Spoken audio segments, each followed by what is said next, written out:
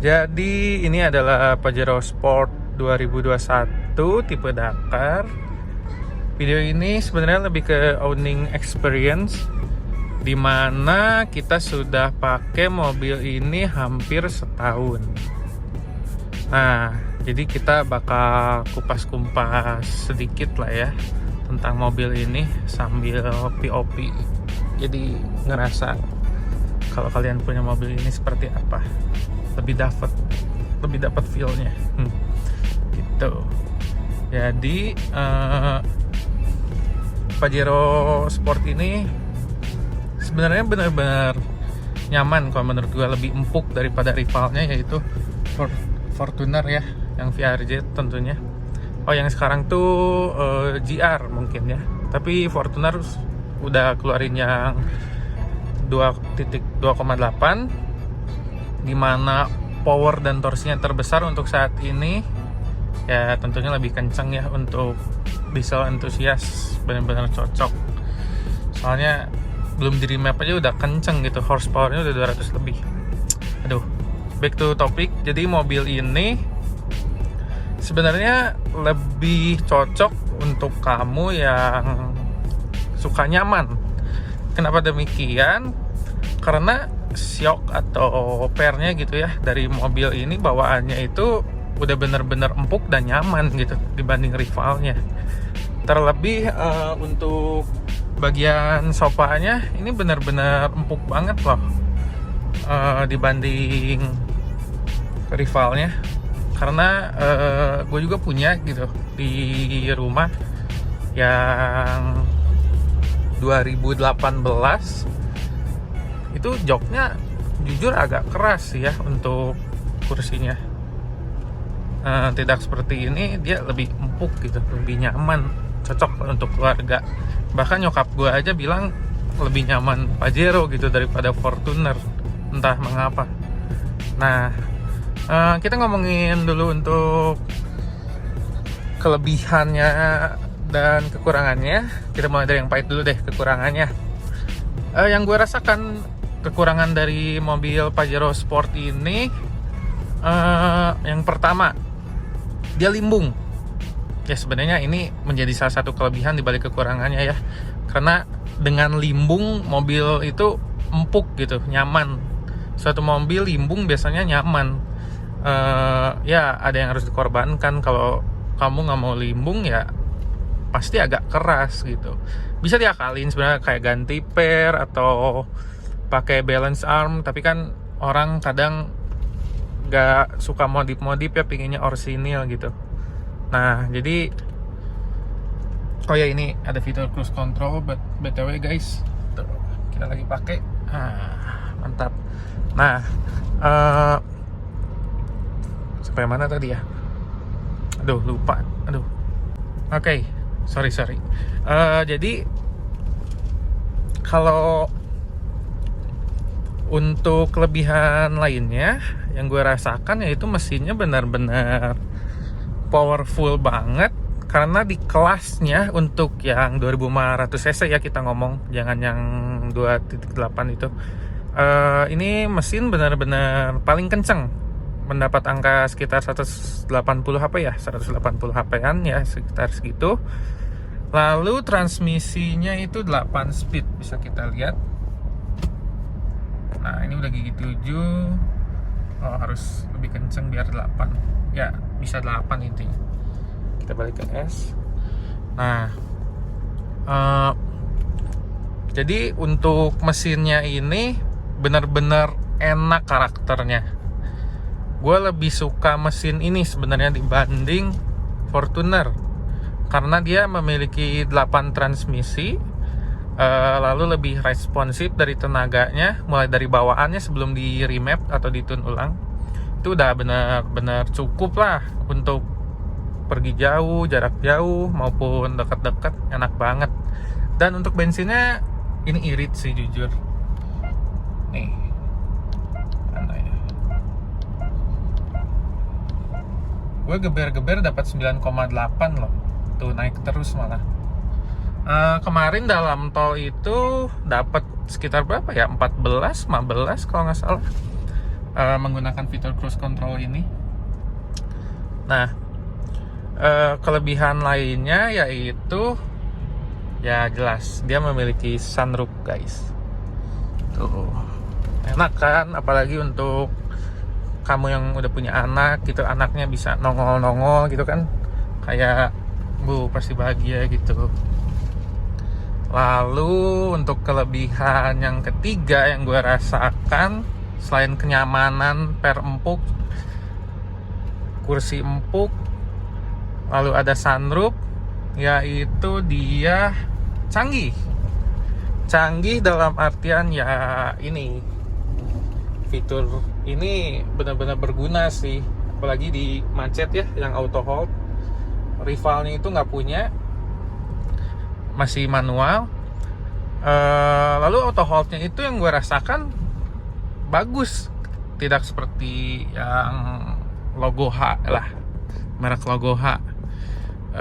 Dia tuh kayak Mercy, jadi kalau kita berhenti auto holdnya tuh belum tentu bakal nyala gitu, harus kita lebih dalam dikit baru dia nyala. Jadi seakan-akan kalau stop and go ini fiturnya nggak akan tiba-tiba gitu, tiba-tiba berhenti, nggak akan gitu. Jadi dia lebih praktis istilahnya, seperti itu.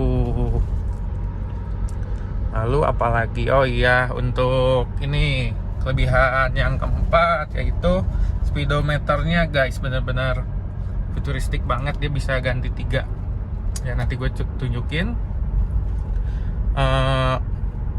Kalau pedal shiftnya dia tuh nggak ikut setir, jadi benar-benar sport lah, enak. Lalu ini dia, untuk spion tengahnya itu dia apa ya namanya, elektromatik atau apa gitu, dia bisa ngeredupin sendiri kalau ada yang ngedim dari belakang. Itu kepake banget sih, enak ya. Seperti itulah kurang lebih kelebihan yang gue rasakan dibanding kompetitornya. Karena kebetulan gue punya dua-duanya, jadi kita bisa head to head sekalian. Oh iya, dia juga memiliki corner light sensor, dimana itu fitur yang sebenarnya berguna nggak berguna ya, tapi oke lah, jadi kayak keren lah. Oke, untuk kelebihan lainnya yaitu kalau kita reverse, yaitu mundur, wiper belakangnya itu nyala sendiri. Ada yang ngerasain juga nggak kayak gitu? Ada yang sadar nggak sih? Itu sepele tapi kayak berguna banget sebenarnya. Nggak tahu tuh, yang gua tahu Honda kayak gitu. Gua ada HR-V, dia kayak gitu juga. Kalau Fortuner nggak tahu kenapa ya. Apa teman-teman yang lain bisa bantu jawab? Boleh komen. Nah, lalu untuk kelebihan lainnya yang keberapa ya tadi? Ke-6 ya berarti sekarang. Untuk lampunya benar-benar terang dan fog lampnya udah LED. Lampu mundurnya juga bahkan udah LED. Jadi minusnya di mobil ini ya lampu sennya belum LED, hampir full LED. Oh, dan lampu plat nomor belum LED ya, dan lampu ini juga belum LED, makanya di upgrade tentunya di spotlight Philips, menggunakan merek Philips. Itu benar-benar terang dan cakep seperti itu ya. Nah, kita bahas untuk bagian kekurangannya, yaitu ini yang gue rasakan. Aduh, mobil hampir 600 juta nggak all auto gitu. Padahal kan ini mobil nggak murah, kedua nggak kena PPNBM lagi waktu beli. Padahal Fortuner dapat loh PPNBM. Kata salesnya sih mobilnya, mesinnya tuh masih buatan Thailand gitu, jadi nggak kena gitu. Tapi sayang kenapa gitu, kayak hal ini doang gitu. Emang semahal itu gitu ya. Gitulah yang pertama yang gue rasain minusnya. Yang kedua ya ini, aduh, lihat nggak ada soft touch guys, nggak ada soft touch. Ya oke lah, kebayar dengan ini gitu. Rivalnya ada soft touch, yang ini nggak ada, tapi rivalnya juga nggak ada sunroof. Tapi kan ayolah, tinggal dikasih gitu soft touch sedikit. Tapi ada di sini sih sedikit tuh. Ya oke lah, daripada nggak dikasih. Dan ininya Black Piano nih. Oh ya, pas ini baru keluar rivalnya itu belum ada dual zone nya AC-nya. Tapi sekarang Fortuner udah ada yang baru. Jadi ya oke lah. Yang Fortuner aja udah all auto. Aduh, masih nggak terima guys, belum all auto. Oh iya, lalu kekurangan selanjutnya untuk penumpang sebelah kiri, dia belum elektrik, jadi masih manual. Why? Yang ini udah elektrik loh, padahal kayak sayang banget. Soalnya kompetitornya udah menggunakan elektrik gitu, dua-duanya kiri dan kanan gitu. Jadi ya sayang aja, karena udah malah lebih mahal gitu kan, ya nggak sih? Tapi ya mungkin beberapa orang nggak terlalu peduli sama itu, tapi gue bener-bener pay attention, ya attention to detail lah, melihat hal-hal seperti itu. Ya video ini bisa jadi referensi untuk kalian yang mau beli mobil ini. Gini deh, kita cari lagi kekurangannya. Jadi kalau kalian mau test drive, usahakanlah di tol. Mobil enak atau enggaknya bener-bener kerasa di kecepatan tinggi, sekitar 100. Dia road noise-nya mulai kedenger, limbung atau kagak. Lalu ya kekedapan kabinnya bagus nggak, kayak gitu. Kerasa kok kalau udah kecepatan tinggi. Coba aja kalau nggak percaya. Nah lalu apa? Oh ya, ini untuk setirnya juga udah kulit, udah ada improvement ya dibanding tahun-tahun sebelumnya. Ya kulitnya kayak lebih enak dipegang atau kenapa, ini lebih lembut, mulus. Ini untuk kemudinya seperti ini guys. Ini untuk audio, musik, dan ini untuk cruise control. Ya oke lah, jari-jari nggak akan bosen deh kalau kata Om Mobi. Enak dilihat lagi, kece. Nah lalu apa lagi ya? Mari kita cari kekurangannya. Sebentar. Oh ya, nih minus yang selanjutnya, pintunya tuh, aduh, kenapa ya? Kalian para Pajero owner ngerasain nggak? Kalau buka tutup pintu tuh, kalau pas ditutup kayak harus agak kenceng gitu, kayak harus dijeblak gitu. Ceritanya waktu itu ke mall, cek bagasi kan, udah tuh si sapam nutup, padahal udah cukup kenceng, jedat gitu, kayak biasa. Tapi di sininya tuh belum kenceng gitu, terus gue tutup lagi, turun. Terus pas kalian mau masukin barang, ya pas ditutup harus kenceng juga gitu, entah bagasi atau pintu kanan, kiri, belakang, agak kenceng gitu, nggak tahu kenapa harus agak kenceng ditutupnya. Kalau nggak tuh kurang rapat pasti. Agak berat lah kasarnya, bisa dikatakan seperti itu. Nggak tahu kenapa, mungkin gara-gara tebal kali ya, karetnya atau besinya, karena kedapannya lumayan enak sih. Ya kembali lagi itu plus minus. Dibilang kedap ya cukup lah, road noise-nya juga nggak begitu kedengar. Tapi kalau kalian di atas 120 lebih, entah kenapa suara angin yang kedengar dibanding suara ban.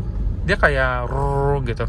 Mungkin ini mobil tinggi banget, jadi kayak anginnya tuh ke kolong mobil tuh benar-benar kerasa gitu kalau kalian ngebut. Nggak tahu kenapa ya. Kalau Innova kan di samping spion ini nih benar-benar kedengar nih kalau Innova. Kalau ini di bawah kerasanya. Ya wajar mungkin ya karena tinggi. Nah, untuk ke jalan-jalan yang agak tidak rata, enak sih mobil ini, nyaman. Soalnya empuk banget tuh. Jadi gak kerasa. Udah shocknya empuk, kursinya juga empuk, jadi nyaman. Rasanya kalian kayak duduk di sofa. Benar-benar oke. Kita lagi di gunung, ya bukit atau gunung, Cadas Pangeran.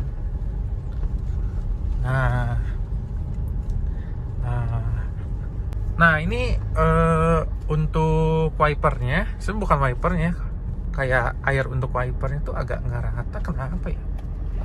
Tuh, kelihatan nggak guys?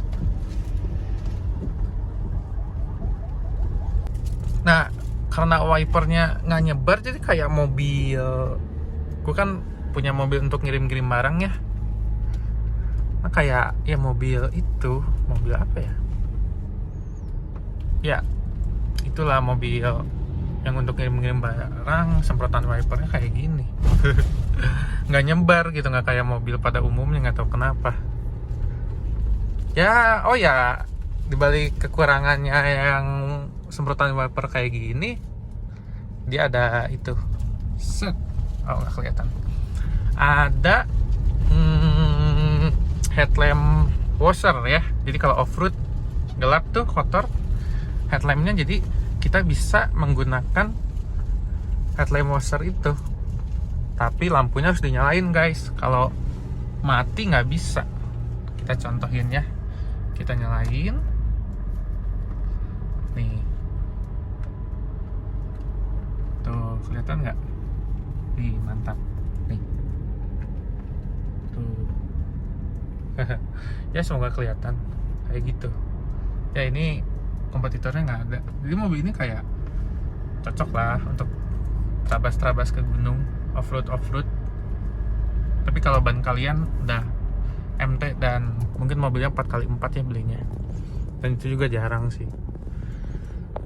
Oh ya guys, mobil ini memiliki sensor yang lumayan oke.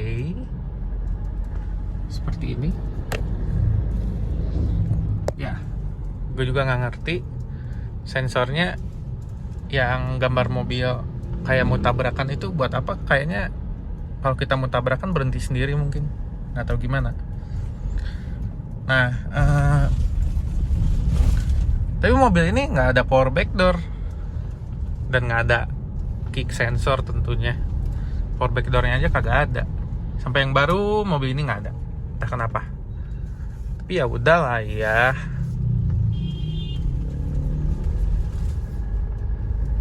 Wow, dikelaksonin guys. Padahal saya tidak menyuyap. Oi. Apa-apalah. Mungkin terburu-buru. Ya, untuk kelebihan kekurangannya seperti itu, kurang lebih. Mobil ini worth it nggak untuk dibeli dengan harga berapa ya sekarang? Dulu dapat berapa ya? 585 kalau nggak salah. Sekarang apakah sudah menyentuh 600 untuk tahun 2022? Saya tidak tahu. Ya, kalau untuk di harga pas gue beli, worth it. Gue suka dan seneng sama mobil ini. Dibandingkan kekurangannya, gue lebih banyak suka dengan kelebihannya tentunya. Mobil ini benar-benar keren guys. Benar-benar manly. Mesinnya kenceng, nyaman, cocok lah buat bawa calon mertua. Udah auto di-accept deh. Kalau calon mertuanya cocok juga ya sama kamu. Kalau enggak ya berdoa aja lah. Semoga dilancarkan jodoh dan rezekinya di tahun 2022 dan selanjutnya, amin. Ya segitulah curhatan gue tentang Pajero Sport. Oh ya, ini tipe Dakar. Enak, lebih kenyaman, performance tangguh. Itu yang gue rasakan. Ya, boleh di subscribe dan di share kalau kalian suka dengan video-video seperti ini, karena gue bakal short review dan review maupun vlog otomotif lainnya. Thank you guys.